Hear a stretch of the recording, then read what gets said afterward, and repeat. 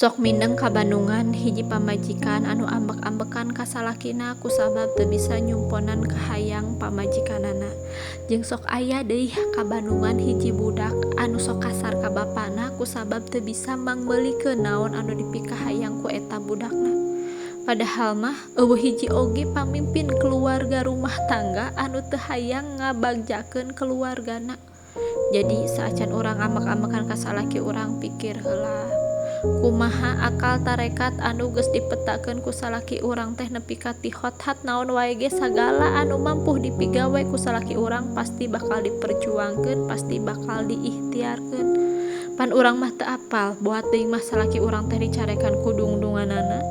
Boat teuing mah di luar mah loba anu ngahina. Salaki urang teh boat teuing mah ampir-ampiran nyawana oge ditaruhkeun pikeun ngipayahan anak pamajikanana. Boat teuing mah salaki urang teh mindeng nahan lapar sangkan balik ka imah bisa mawa hasil anu lumayan. Jadi saacan buat baeud ka salaki itu gerak geus sabaraha loba kisah anu ngeclak tina awakna dina merjuangkeun keluargana.